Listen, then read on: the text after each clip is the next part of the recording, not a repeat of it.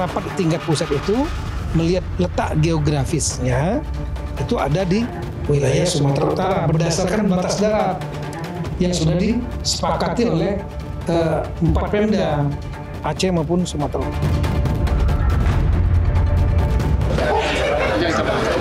Macam mana kita duduk bersama itu hak kita, punya hak kita, visi kita, harus kita pahami. Kita yang pertama itu hak kita, bukti dan data hak kita. Ya. Kemudian secara histori itu hak sejarah, apalagi secara penduduk hak kita. Soal adanya geografi juga hak kita. Kan, ya kalau mau menyelesaikan. Ya saya kemarin saya datang ke sana, ayo menyelesaikan permasalahan kepemilikannya, jangan kita bahas di sini, nggak selesai itu barang. Kita bahas di Jakarta, ayo gitu. Kalaupun kita misalnya belum diundang, ya kita lah inisiatif kan boleh. Pak Mendagri saya rasa dengan sangat terbuka menerima siapapun gubernur yang akan berdiskusi dengan beliau, siapapun pejabat daerah yang mau berdiskusi dengan beliau. Saya rasa Pak Mendagri sangat terbuka. Jadi ya kalau mau bahas itu, ayo kita bahas sama yang memutuskan. Jangan kita bahas sama yang nggak memutuskan gitu. Boleh membuat kebijakan, apalagi yang riskan ini untuk mengganggu dan bisa mengganggu suasana perdamaian dengan hanya mementingkan satu teknik tunggal menarik garis itu. Dan padahal itu pun belum disepakati. Dalam negeri memutuskan untuk melakukan kaji ulang secara menyeluruh. Jadi insya Allah nanti hari Selasa akan dilakukan rapat kepada anggota Tim Nasional Pembakuan Nama Rupa Bumi yang kami sebutkan tadi, dan juga di situ akan kami minta kembali evaluasi secara menyeluruh dari tim ini, termasuk juga unsur Kemendagri yang selama ini terlibat dalam proses pembahasan.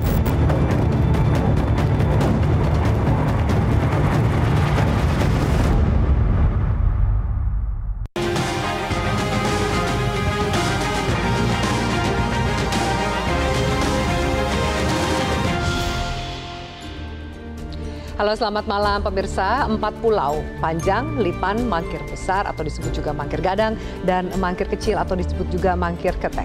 Dulu tercatat di peta Aceh tahun 1978, kini masuk resmi Sumatera Utara versi SK Kemendagri 2025. Jarak terdekat memang ke Tapanuli Tengah, tapi sejak 1965 pulau ini dikelola dan juga diakui masyarakat Aceh Singkil. Masalahnya bukan sekedar garis batas, tapi juga perubahan data tanpa keterlibatan daerah. Ada potensi migas besar, akses laut, dan juga harga diri yang menjadi pertaruhan. Sengketa ini bisa jadi konflik administratif bahkan sosial jika tidak diselesaikan dengan azas keadilan. Untuk membahasnya bersama saya Feni Malik, inilah top isu pada malam hari ini, sengketa Pulau Aceh Sumut Prabowo turun tangan.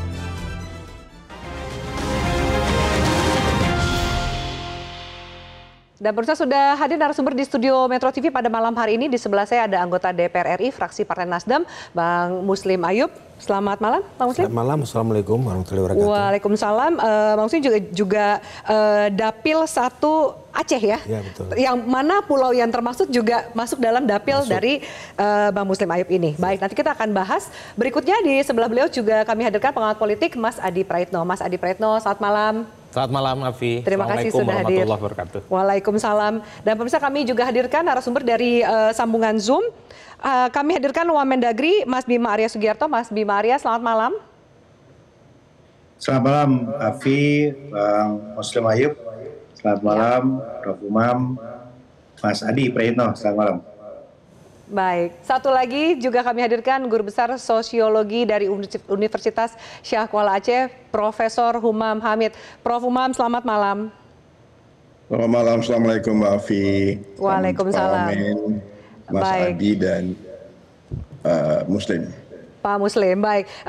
Keterbaruannya adalah konferensi pers yang tadi disampaikan oleh Bapak Wakil Menteri Dalam Negeri, Mas Bima Arya. Kita simak bersama, termasuk juga ada pesan penting soal adanya bukti baru. Kita simak bersama, lalu kita akan bahas lebih lanjut. Pada rapat hari ini, tadi telah disampaikan data-data sebagai landasan untuk memutuskan secara final terkait dengan status 4 pulau tadi. Dan perlu kami sampaikan bahwa selain data-data yang memang sudah ada, yang kami pelajari lebih dalam lagi, ada novum atau data baru yang kami peroleh berdasarkan penelusuran Kemendagri. Nah, data yang baru ini, novum ini tentu akan kami jadikan melalui satu kelengkapan berkas untuk kemudian kami sampaikan, kami laporkan ke Bapak Menteri Dalam Negeri untuk kemudian beliau sampaikan kepada Bapak Presiden. Kami sore ini menyepakati bahwa keputusan akhir adalah didapat dari data-data yang hari ini dikumpulkan oleh forum rapat lintas instansi ini untuk kemudian Pak Menteri laporkan kepada Bapak Presiden. Seperti yang juga disampaikan oleh Pak Menteri Dalam Negeri, tidak ada keputusan yang tidak bisa dirubah atau diperbaiki, begitu ya. Apapun itu prosesnya, tetapi kami tentu mendengar, menimbang, mempelajari semua masukan, semua data dan perspektif yang disampaikan untuk kemudian menjadi keputusan akhir tentang status kepemilikan 4 pulau tadi. Ya, baik, saya langsung ke Mas Bima. Mas Bima, tadi Anda katakan bahwa ada novum atau data baru yang bisa menjadi bukti untuk menyelesaikan kasus ini secara final. Bentuknya seperti apa dan apakah novum ini bisa dikatakan memperkuat atau menegaskan keputusan dari Menteri Dalam Negeri, Mas Bima? Kalau kita runut secara historis, kronologis dari persoalan ini ada beberapa babak. Babak pertama adalah ketika Sumatera Utara dan Aceh saling memberikan versi data-data. Dan kemudian ada koreksi dari pemerintah Aceh terkait dengan koordinat penamaan gitu ya. Nah, jadi dalam babak ini karena ketidakakuratan data-data disampaikan oleh pemerintah Aceh, sementara Sumatera Utara menyampaikan data-data berdasarkan data geografis, maka kemudian ada keputusan untuk mengikut sertakan 4 pulau ini ke dalam wilayah Sumatera Utara gitu. Nah, tetapi kemudian ketika mulai proses somasi, gugatan, maka dimulailah proses pengkajian lebih dalam lagi. Pada tahun 2022 itu tim nasional Rupa Bumi melakukan survei. Dan dari survei itu kemudian ditemukan ada indikasi bukti-bukti yang baru begitu. Namun kemudian belum cukup bukti-bukti itu untuk membuat keputusan baru karena perlu proses autentifikasi dan validasi begitu. Nah, karena itu babak hari ini adalah bagaimana kemudian ketika polemik ini terjadi di tengah publik, penting untuk memperkaya dokumen, untuk menambah referensi berbagai macam data, tidak saja geografis, termasuk tadi ya versi awal yaitu kedekatan wilayah, tetapi juga data historis, data kultural, dan juga data-data atau realitas sosial di sana. Nah, karena itu berapa hari ini kami fokus ke sana, dan tadi ada rapat penting yang saya kira cukup cukup signifikan dampaknya bagi penyelesaian kasus ini. Ketika data itu disampaikan oleh Badan Informasi Geospasial, dari Kemenham, kemudian dari Angkatan Laut, dan ada juga data yang disampaikan oleh Pak Sekjen, hasil temuan yang baru saja didapat,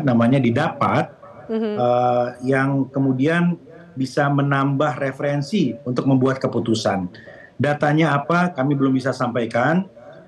Kami sudah laporkan itu Pak Menteri Dalam Negeri. Pak Menteri kemudian tentu akan melaporkan itu kepada Bapak Presiden untuk kemudian dibuat keputusan gitu. Jadi insya Allah tidak lama lagi kita akan menunggu Bapak Presiden akan menyampaikan keputusan itu berdasarkan data-data yang lengkap dan luas spektrumnya tadi, melengkapi babak-babak awal tadi. Baik, Mas Bima, tapi kita tahu bahwa ada ekses yang sudah terjadi di masyarakat. Sempat tadi saya menyapa sedikit Prof. Humam yang mengatakan hari ini situasi Aceh panas. Bagaimana keputusan novum bukti data terbaru yang dimiliki oleh Kementerian Dalam Negeri ini bisa minimal meredam situasi sosial yang ada, terutama di Aceh? Pak Dasko sudah sampaikan bahwa Presiden sangat memberikan atensi terhadap persoalan ini dan akan diambil keputusan dalam jangka waktu tidak lama. Itu pertama. Yang kemudian yang kedua, Pak Menteri Dalam Negeri juga berkomunikasi sangat intens dengan Bapak Gubernur Aceh, Pak Gubernur Sumatera Utara, bahkan juga Bupati Aceh Singkil dan juga Tapanuli Tengah begitu, untuk saling bertukar informasi dan menjaga kondusivitas di daerah. Nah, karena itu kita harapkan bahwa perkembangan baru terkait dengan data-data yang baru ini juga akan lebih memberikan kepastian lagi.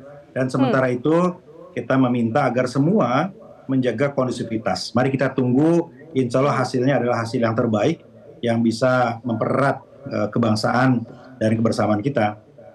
Jadi data yang baru ini sebelumnya tidak dimiliki oleh Menteri Dalam Negeri sebelum mengeluarkan SK Kemendagri 2025 dengan mencatat 4 pulau ini masuk ke Sumatera Utara, Mas Bima? Sebelumnya tidak ada? Belum Kenapa ada. baru didapat hari ini? Belum ada, ya. Data inilah yang pada tahun 2022 ditemukan indikasinya dan perlu proses verifikasi. Jadi ada berita acara notulensi di tahun 2022 yang meminta untuk menindaklanjuti. Dan proses ini agak panjang. Prosesnya agak panjang untuk menelusuri data-data yang dibutuhkan, termasuk validasinya dan autentifikasinya begitu. Dan beberapa hari ini sudah kita dapatkan dokumen yang lebih berdasarkan koordinasi kita yang sangat intens, dan bahkan dari sore sampai malam ini masih kita berkoordinasi dengan pemerintah provinsi baik Sumatera Utara maupun Aceh untuk melengkapi data-data yang dibutuhkan tadi. Sehingga besok atau lusa ketika pertemuan penting dilakukan antara Kemendagri, para gubernur, dan mungkin Bapak Presiden, data-data itu akan menjadi landasan yang bisa digunakan untuk mengambil keputusan. Oke, baik, saya ke Pak Muslim Ayub. Bagaimana tanggapan Anda ketika kemudian tadi disampaikan sudah ada novum atau bukti baru yang sebelumnya tidak ada? Kita mengkhawatirkan kalau kemudian ini tidak terawasi, tidak hiruk pikuk, mungkin data baru ini tidak muncul gitu. Tanggapan Anda terhadap statement dari Wamendagri? Jadi gini, saya runut dulu ya. Di tahun 1965, di situ ada Kepala Inspeksi Agraria Provinsi Aceh, namanya Pak Sukirman, sudah memberikan hak kepemilikan kepada 2 orang. Yang pertama adalah Raja Daud bin Raja Uda, yang kedua Tengku Raden. Jadi Tengku Daud ini menangani, maksudnya kepemilikan itu 2 pulau, banyak pulau Panjang 1 dan Pulau Lipan. Itu ada sekitar 18 hektar dan 2,1 hektar. Terus yang kedua, Raja Tengku Raden diberi kepemilikan 2 pulau juga, yaitu Mangkir Ketek dan Mangkir Gadang. Kan gitu. Dan ini merupakan bukti bahwa kepemilikan Aceh itu sudah ada dari situ. Yang kedua, Raja ini tadi, Tengku Raja Daud ini sudah memberikan pajak dulu di tahun 1974 kepada Bapak Muhammad Hasan, Kepala IPEDA pada saat itu. Jumlahnya saya tidak salah dan bukti-buktinya itu ada ke kita, berjumlah Rp35.000. Jadi kalau kita lihat dari situ, saya rasa inilah merupakan bukti yang kuat. Mungkin itu yang dikatakan barangkali novum baru. Novum barunya adalah bukti kepemilikan dan pajak yang diberikan? Iya, yang berikutnya adalah kesepakatan bersama antara Gubernur Aceh Ibrahim Hasan, antara Gubernur Sumatera Utara Pak Raja Ina, dan ditandatangani oleh Menteri Dalam Negeri pada saat itu. Yang berikutnya adanya kesepakatan antara Kepala Biro Pemerintahan Aceh pada saat itu Pak Sukirman dan Kepala Biro Pemerintahan Sumatera Utara Pak Nabire Ginting tahun 2022 menetapkan batas. Batas itu ada 6 patokan batas di sana dan 1 acuan antara Tapanuli Tengah dan Singkil. Itu membuktikan. Jadi kalau kita lihat perkembangan ekonomi sudah ada di sana. Di sana ada kita bangun dermaga, ada di situ selain dermaga ada kuburan aulia lah, orang yang dihormati di sana. Termasuk pembangunan lainnya, ada musola, ada rumah singgah. Rumah singgah itu dibangun pada saat tahun 2000. Sebelum ada 3 tim nasional rupa bumi datang ke sana. Jadi ini menandakan adalah inilah barangkali insya Allah novum baru yang barangkali. Kita langsung tanyakan saja ke Mas Bima, apakah kemudian novum baru yang dimaksud adalah beberapa data yang dimiliki tadi disebutkan oleh Pak Muslim Ayub? Saya kira Bang Muslim Ayub sangat menguasai peta persoalan dan data-data di Aceh gitu ya. Ya betul sekali Bang Muslim, data yang disampaikan tadi adalah data yang kami miliki dan perlu sekali dicek validasinya. Karena ada data-data yang berupa dokumen asli, tapi ada data-data yang berupa kopi atau duplikasinya. Dan tentu ketika memutuskan, kita harus pastikan bahwa dokumen-dokumen itu masing-masing itu asli dan sesuai dengan sejarahnya.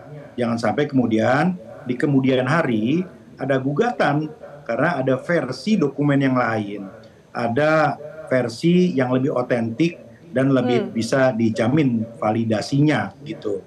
Nah karena itu data-data yang kami miliki hari ini sebagian sudah disampaikan oleh Bang Muslim Ayub secara presisi tadi, dan ada beberapa data lainnya yang juga kami cek, kami dalami keabsahannya. Dan ya, sekali lagi kami optimis bahwa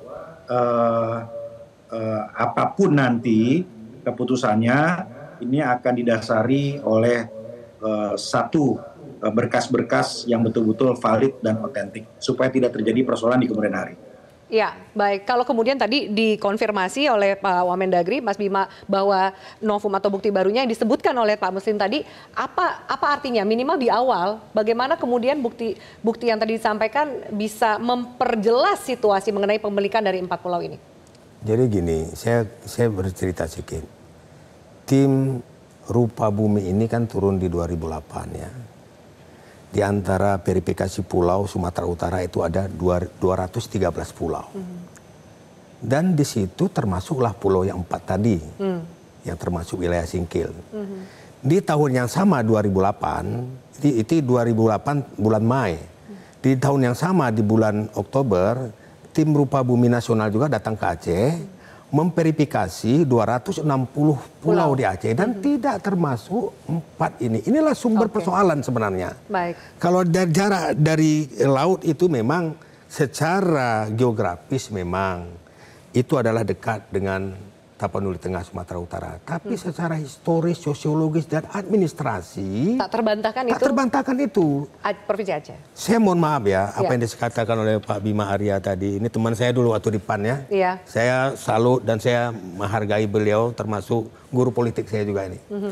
Jadi saya belum tahu ada satu bukti otentik Sumatera Utara mempunyai kepemilikan terhadap pulau tersebut.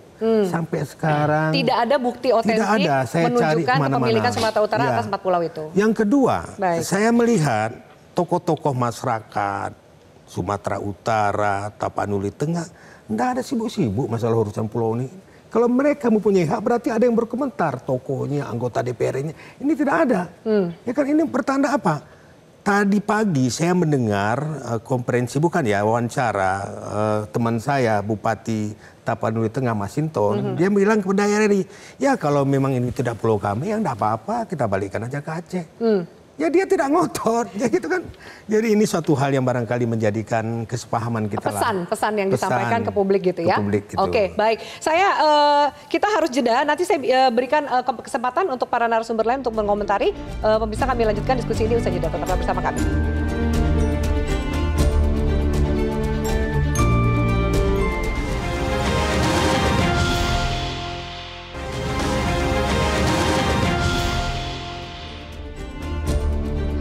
Ya, baik pemirsa, terima kasih Anda masih bersama kami. Saya berikan kesempatan untuk Prof. Umam Hamid. Prof. Umam, Anda adalah guru besar sosiologi di Universitas Syah Kuala Aceh. Pertama-tama saya ingin tanyakan bagaimana suasana kebatinan rakyat Aceh melihat situasi dan perkembangan terakhir atas konflik 4 pulau ini, Prof. Umam.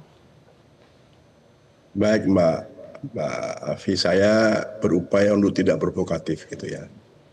Pertama, 4 pulau ini kecil secara geografis, tapi besar secara simbol. Ya, kalau kita lihat itu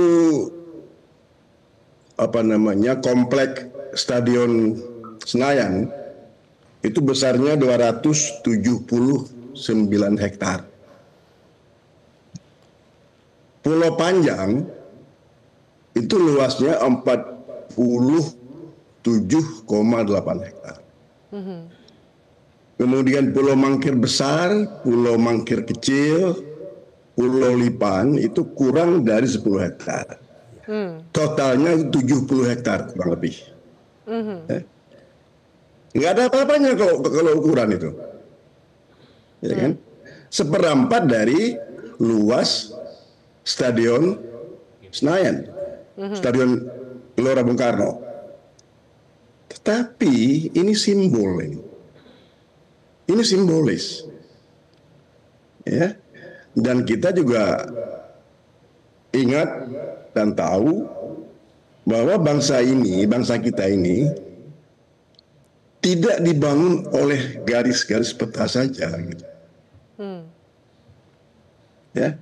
Tetapi oleh rasa memiliki yang tumbuh dari generasi ke generasi.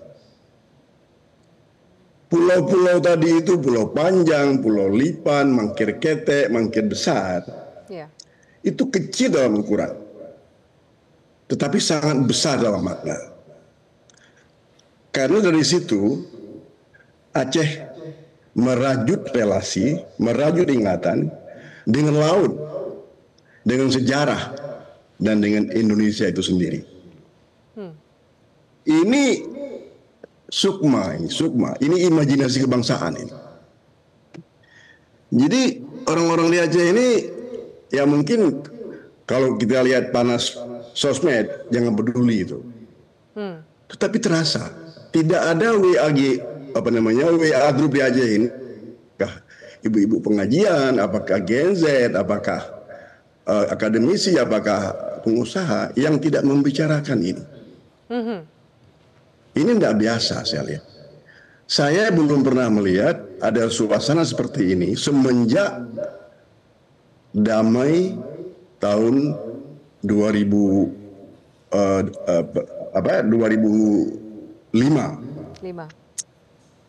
pada MOU Helsinki. Jadi saya lihat agak sedikit terasa tidak enak begitu. Orang-orang ada yang bicara banyak, ada yang diam. Ini menandakan bahwa apa yang dibicarakan oleh Pak JK dan Pak SBY ketika media bertanya kepada mereka berdua, Pak SBY tidak mau ngomong banyak, dia mengatakan hati-hati. Ya, kalau Pak JK, kalau kita dengar dia ngomong udah selesai gitu. Tapi saya nggak mau mendahului Presiden. Saya cukup mengerti Pak Prabowo juga mempunyai kedekatan emosional dengan Provinsi Aceh. Iya. Oleh karena itu, menurut saya hanya satu ingin saya sampaikan, bahwa usia perdamaian kita di Aceh ini baru hampir 20 tahun. Belum sampai.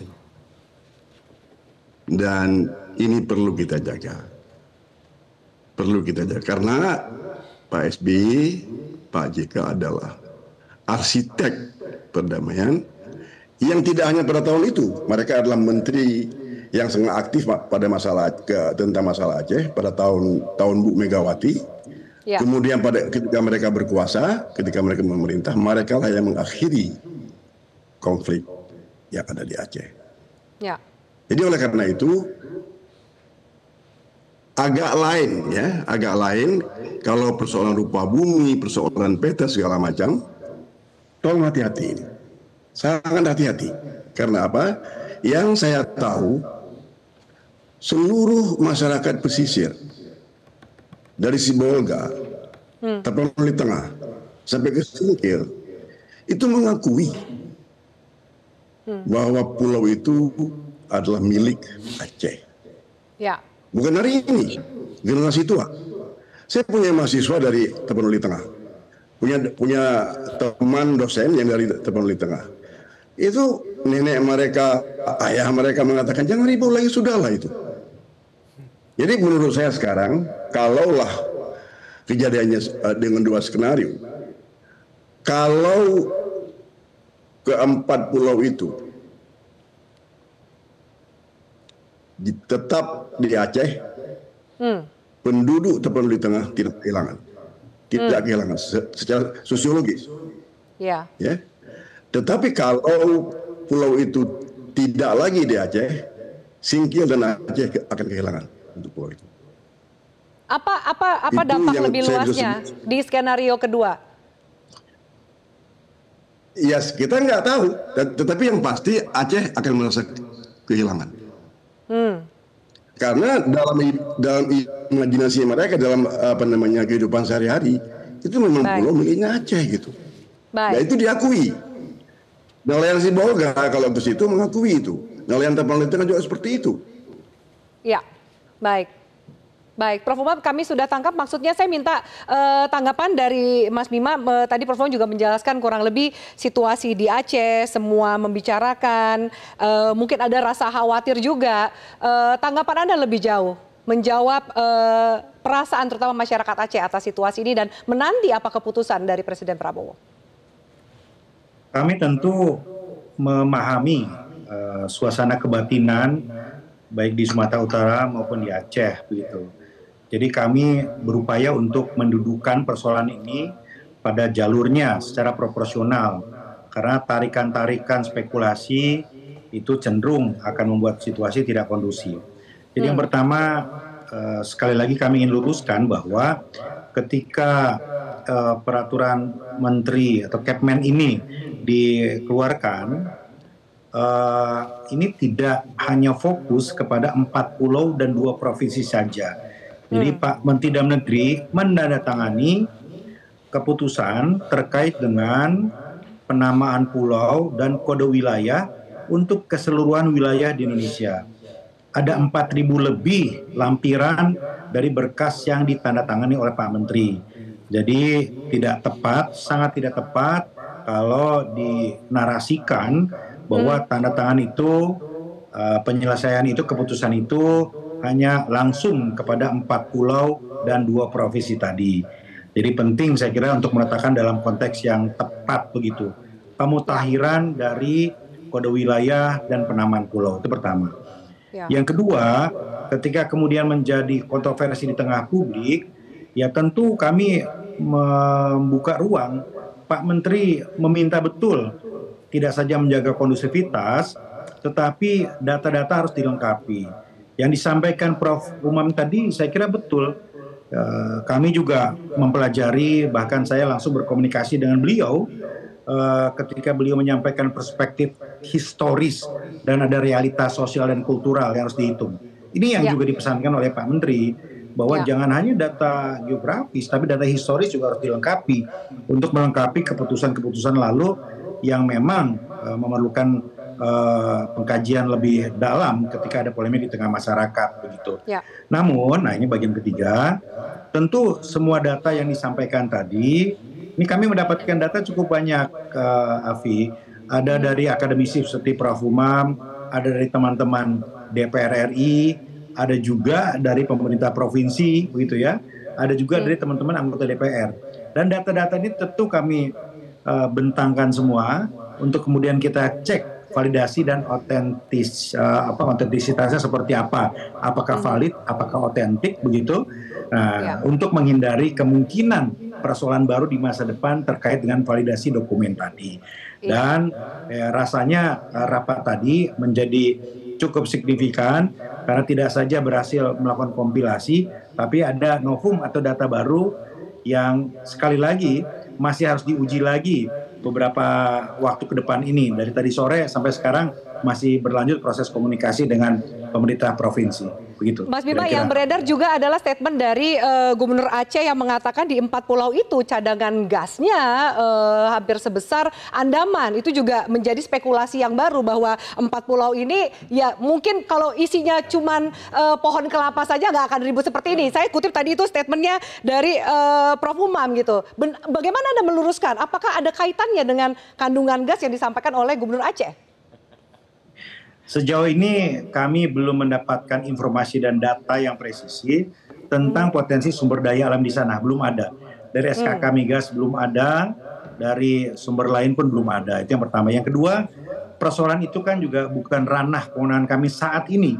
Saat ini ya kami hanya fokus saja untuk menelusuri data-data geografis, historis, dan kultural tadi yang dibutuhkan.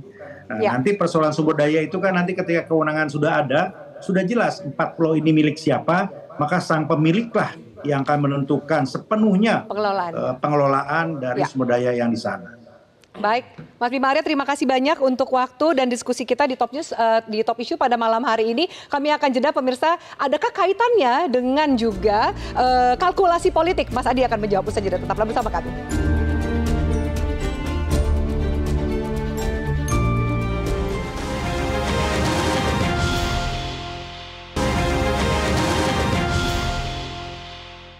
Yang jelas 40 itu hak kita. Kita punya. Apa kita berteriak ni seriak itu hak kita. Mari kita slow aja, enggak apa-apa. Hai patih, tajam buat remulan, tajam buat rumput di Sabang, di Pulau Panjang. Kemenan. Tapi intinya kenapa sekarang berebut 4 pulau itu? Tahu tak? Itu kandungan energi, kandungan gas sama besar di Andaman. Itu permasalahan. Konfliknya ini kan masalah kepemilikan, ya kan? Ya kalau mau menyelesaikan, ya saya kemarin saya datang ke sana, ayo menyelesaikan permasalahan kepemilikannya, jangan kita bahas di sini, nggak selesai itu barang. Kita bahas di Jakarta, ayo gitu. Kalaupun kita misalnya belum diundang, ya kita lah inisiatif kan boleh. Pak Mendagri saya rasa dengan sangat terbuka menerima siapapun gubernur yang akan berdiskusi dengan beliau, siapapun pejabat daerah yang mau berdiskusi dengan beliau. Saya rasa Pak Mendagri sangat terbuka. Jadi ya kalau mau bahas itu ayo kita bahas sama yang memutus. Ya, baik bersama, terima kasih masih bersama kami. Mas Adi, tadi kita sama-sama mendengarkan statement dari Gubernur Aceh yang mengatakan, bahkan gini, kenapa berebut? Tahu nggak? Karena ada potensi migas yang sama besar dengan Andaman. Anda menilai ini statement ini dan perkembangan isu terakhir ini murni administratif soal jarak, lintang dan segala-galanya, atau ada politis ekonomis yang bisa kita baca? Ya saya kira memang setiap konflik apapun itu tidak ada yang kebetulan, Afi ya. Konflik politik itu yang direbut karena ada presiden, karena di situ ada gubernur, bupati, wali kota, dan termasuk juga anggota dewan. Orang berani ribut dan berkelahi karena ada sesuatu yang diperebutkan. Jangan-jangan apa yang disampaikan oleh Gubernur Aceh itu yang menjadi persoalan yang sesungguhnya. Ada kekayaan yang tidak bisa dibantah terkait dengan energi dan gas yang kemudian membuat semua pihak tertarik untuk mengelola. Di dalamnya memang secara luas mungkin sepertiga dari GBK ya. Tapi kalau kandungan alamnya itu misalnya, kekayaannya itu sepadan dengan Andaman, saya kira itu tidak main-main. Di kampung saya di Sumeneb, di kepulauan banyak tuh, tapi tak satu pun ada yang minat untuk mencaplok atau mengambil alih. Atau geser gitu atau ya, geser kemana, karena kekayaannya tidak seberapa. Oleh karena itu saya menduga ada sesuatu yang memang menjadi perbincangan publik per hari ini. Mungkin karena kandungan energi dan gasnya itulah semua, sehingga banyak pihak yang punya intensi untuk mengeksploitasi, mencari kekayaan alam, juga tertarik untuk mengelola itu. Karena kalau kita runut secara signifikan ke belakang, terkait dengan huru-hara soal kepemilikan 4 pulau ini kan terjadi sejak 2008. Saat itu tidak ada polemik kok, tidak ada kekisruhan kok, dan tidak ada yang kemudian mempersoalkan soal kandungan, soal siapa yang lebih otoritatif untuk mengklaim ini. Baru-baru ini saja ketika ada putusan dari Kementerian Dalam Negeri, maka disitulah muncul titik sumber, oh ini ada hadiah, oh ini ada semacam ambil alih wilayah dan seterusnya. Apalagi ditambah oleh pernyataan dari Gubernur Aceh. Tahu tidak kenapa ini diperebutkan? Karena kandungan kekayaan. Itulah yang saya sebut sebagai titik bagaimana kalkulasi dan memanasnya soal klaim 4 pulau ini. Nah yang kedua sebenarnya Afi, kalau kita mau jujur, apakah bisa keputusan Kementerian Dalam Negeri itu dijadikan sebagai otorisasi yang bisa diklaim soal kepemilikan sebuah wilayah dan kepulauan? Tentu tidak. Mestinya dikembalikan kepada undang-undang di atasnya, undang-undang terkait dengan otonomi daerah. Dan itu juga yang disampaikan oleh Prof. Yusril sebagai Menkumham. Menurut saya menjadi penting, artinya jangan-jangan ini hanya pengkodean wilayah, soal letak geografis. Tapi secara prinsip sebenarnya ini tidak bisa dijadikan sebagai klaim soal apakah pulau itu dimiliki oleh Sumut atau Aceh.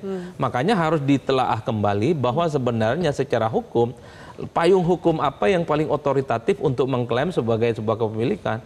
Kalau keputusan kementerian itu dijadikan hal-hal yang sifatnya mengikat tidak bisa dibantah, ya saya kira akan begitu banyak persoalan-persoalan hukum administratif yang akan dipersoalankan kemudian hari. Karena kemudian Kementerian Dalam Negeri juga mempersoalkan terkait dengan keputusan Menteri 2008 saat itu, maka paling penting adalah Timnas ya, rupa bumi itu yang perlu dikumpulkan. Dari mana dasarnya kemudian menyebutkan secara administratif 4 pulau itu menjadi bagian dari Sumut. Kalau kita mendengarkan pernyataan dari Bang Muslim, kita mendengarkan pernyataan dari Prof kita dari Prof Umam dari Syahkuala, itu secara definitif, secara historis dan secara sosiologis itu 4 pulau tak ada kaitannya sama sekali dengan Sumut. Itu semua terkorespondensi bagian dari Aceh. Di situ ada kerajaan, di situ ada administrasi, surat menyurat, ada perpajakan, dan secara historis sosiologis itu cukup dekat dengan Aceh. Bahkan saya baru hari ini sebelum OTW ke Metro ada namanya Forum Persatuan Mahasiswa Aceh Dunia nih, kirim ke saya. Intinya surat terbuka, termasuk juga disampaikan kepada Presiden, meminta satu secara administratif supaya hal administratif yang sudah diputuskan Kementerian Dalam Negeri ini dievaluasi dan mengembalikan 4 pulau ini kepada Aceh. Itu adalah suara namanya Forum Mahasiswa Dunia Aceh. Kebetulan jadi saya ini kenal isunya udah bukan mendunia. Isu lokal maupun nasional, sudah mendunia gitu mendunia. Saya agak kaget ketika yang mengirim ini adalah mahasiswa internasional, ada di Cina, ada di Hong Kong, kemudian juga ada di Singapura. Bang, ini sudah menjadi concern kita bersama. Ini menyangkut Aceh, ini menyangkut harga diri dan macam-macam. Saya agak sedikit ngeri-ngeri sedap ketika di Morsos muncul ada referendum lah, ada Helsinki. Ini kan mengaitkan bagaimana memori terkait dengan Aceh, terkait dengan perdamaian Indonesia 2025. Apalagi pernyataan Ketua Komisi 2 ya, Bang Rifki Kartayusa mengatakan hati-hati dengan persoalan ini. Bukan hanya persoalan administratif, tapi bisa berpotensi menimbulkan disintegrasi bangsa. Bagi saya ini statement nggak main-main, karena yang ngomong adalah elit, anggota Dan dewan. Anda lihat ada potensi, jika tidak diselesaikan secara adil dan bermartabat, ada potensi ke sana. Karena kalau kita melihat secara umum, untungnya Kementerian Dalam Negeri itu kan terbuka untuk dievaluasi, untuk dikoreksi, dan untuk digugat. Tapi bagi saya secara prinsip, memang keputusan yang kemudian diambil alih oleh pemerintah mesti harus hati-hati. Per hari ini yang kita dengarkan adalah apa yang disampaikan memang tonsnya bahwa 4 kepulauan ini lebih dekat ke Aceh secara historis dan sosiologis, meski secara fakta hukum, secara administratif itu lebih dekat ke Utara. Ini yang memang cari titik temu yang gampang. Untungnya Bima yang ngomong. Saya khawatir ada jubir. Mas Bima yang ngomong gitu. Kalau ada jubir istana yang lain, khawatirnya ada seliktang yang kemudian membuat ini suasana semakin gaduh dan semakin tidak terkendali. Saya khawatir di situ, Afi. Baik, Pak Muslim, bagaimana Anda melihat juga tadi statementnya bahwa tidak ada kebijakan yang tidak bisa diubah atau diperbaiki? Apakah kemudian bisa dibaca sebagai sebuah angin segar untuk memenuhi keinginan dan harapan warga Aceh mengenai 4 pulau ini? Jadi gini, saya kan yang sayang ini kan Dirjen Adwil, Bang Saprijal ya. Dia kan sebagai dirjen yang membidangi wilayah. Dia kebetulan orang Aceh. Jadi keputusan rupa bumi ini kan harus disampaikannya juga. Tapi yang jelas, Afi ya, persoalan-persoalan yang sudah kita kemukakan tadi, ini jujur saya sampaikan, saya bukan lari dari apa yang kita bahas. Kalau sempat terjadi hal-hal yang tidak kita inginkan, saya yakin itu tidak akan terjadi.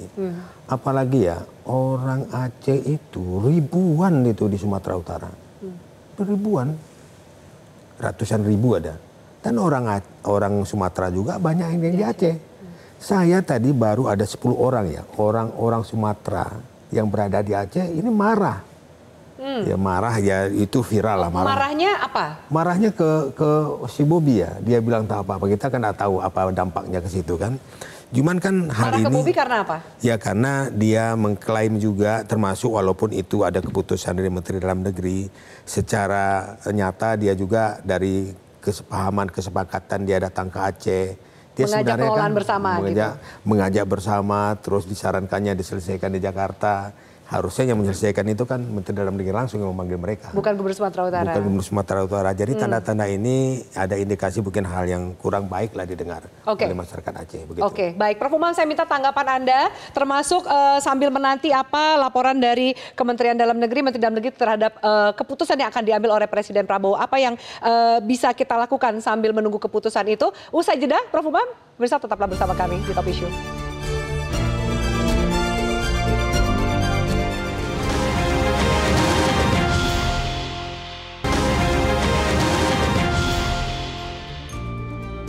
Ya, baik pemirsa, kami lanjutkan. Saya minta tanggapan dari Prof. Umam ketika Mas Adi mengatakan bahwa ini isunya bukan hanya lokal dan nasional, tapi juga sampai menjadi sorotan saudara-saudara kita di luar negeri gitu. Prof. Umam membaca statement yang disampaikan oleh Mas Biba tadi bahwa tidak ada kebijakan yang tidak bisa diubah, lalu kemudian novum yang dimiliki, salah satunya tadi disampaikan oleh Pak Muslim Ayub. Apa pesan yang bisa kita dapat sambil menunggu keputusan dari Presiden Prabowo yang akan mengatakan mengambil alih kasus ini? Saya tidak akan masuk ke detail dari apa bukti-bukti novum segala macam. Tapi saya tetap merujuk kepada pandangan dua orang negarawan besar yang membuat Aceh ini damai kemarin. Kenapa mereka ngomong begitu? Karena mereka melihat di tempat-tempat lain di dunia yang damai seperti di Aceh, sangat terbuka peluang untuk kembali ribut. Bahkan setelah berabad-abad. Contoh yang paling terakhir, referendum di sebuah kawasan Spanyol Timur Laut dekat dengan Perancis, Catalonia, yang ibu kotanya adalah orang kita nonton bola Barcelona itu ribut. Kenapa ribut? Karena Mahkamah Konstitusinya itu mencabut sebagian, tidak banyak, sebagian poin dalam undang-undang otonomi Catalonia. Ya. Itu Mahkamah Konstitusi yang mencabut. Jadi di sini Pak Ditro minta kita tuntut ke PT UN. Di sana Mahkamah Konstitusi mencabut.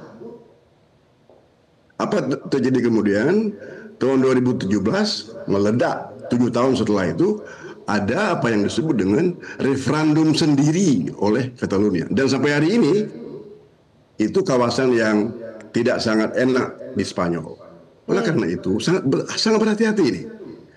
Kata Pak, ini kan orang Jawa Pak SBY, tolong hati-hati, tolong hati-hati.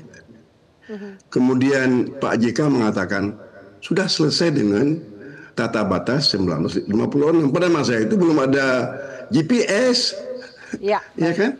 Yang ada adalah penguasaan simbolik oleh masyarakat Singkil. Oleh karena itu, saya hanya ingin mengatakan, saya nggak akan mau berdebat tentang koordinat segala macam. Saya hanya melihat bagus juga tadi Mas Bima mengatakan histori sosiologis yang tidak dapat dibantah lagi. Itu adalah memang milik masyarakat Singkil. Baik. Jadi tolong, negeri ini banyak sekali tantangan kita ke depan. Ya, utang, kemudian anggaran, kemudian ribut BRIC dengan segala macam, ini ribut Amerika dengan Cina, ekonomi dunia. Sudahlah, cepat nih kita selesai, kita move on. Ya? Baik. Terima kasih. Terima kasih banyak, pesannya sudah kami tangkap. Silakan Pak Muslim Ayub untuk closing statement Anda. Ya, saya jujur ya sebagai orang Aceh merasa bangga hari ini Pak Prabowo sudah mengambil alih persoalan 4 pulau ini ke beliau. Dan ini jelas diutarakan oleh Bang Dasko ya. Saya yakin novum-novum baru yang sudah didapatkan oleh kementerian ini mungkin menjadi dasar bagi Pak Presiden untuk menentukan sikap mungkin dalam minggu ini. Baik, kita nantikan. Insya Allah mudah-mudahan tidak terjadi hal yang tidak kita inginkan lah. Dan hakul yakin pulau itu akan kembali ke Aceh. Anda yakin itu? Baik. Amin. Mas Adi, dari komunikasi politik ya apapun yang nanti diputuskan oleh Presiden ada dampaknya gitu, apa yang harus menjadi catatan? Ya saya kira secara prinsip Presiden itu adalah pemimpin tertinggi di negara kita. Jadi apapun yang diputuskan memang harus diterima secara lapang dan dada oleh semua pihak. Dan pastinya Presiden dalam memutuskan apapun ini dengan referensi-referensi yang cukup komprehensif. Apalagi tadi sudah disampaikan oleh Wamen menunjukkan ada novum baru. Itu yang sepertinya sedang ditunggu oleh publik. Nah yang kedua, Afi, kalau mau jujur sebenarnya dari dua belah pihak yang seringkali memberikan statement-statement terutama untuk mengembalikan 4 pulau ke Aceh. Ini kan kawan-kawan dari Aceh, DPD, anggota dewan, guru besar, mahasiswa, gabungan mahasiswa internasional dan seterusnya. Ya. Kalau dari kawan-kawan Sumut kayaknya cuma gubernurnya. Cuma gubernur aja ya. Yang lain ini belum ada nih. Ya, anggota gitu. dewan dari Sumut belum ada, bahkan Bupati Tapanuli Tengah Masinton kayaknya santai-santai saja dan seterusnya dan seterusnya. Ini menurut saya ada indikasi-indikasi yang seakan-akan kolektif kolegial di pihak Aceh tapi tidak di Sumut dalam hal ini. Oke, kita nantikan seperti apa keputusan dari Presiden Prabowo. Terima kasih banyak pemirsa. 4 pulau kecil tapi 4 alasan besar untuk kita belajar dari sejarah, memperbaiki sistem dan menjaga martabat daerah tanpa kehilangan keutuhan negara. Kita kawal bersama penyelesaian secara adil dan bermartabat. Saya Afiari Malik undur diri. Selamat malam. Sampai jumpa.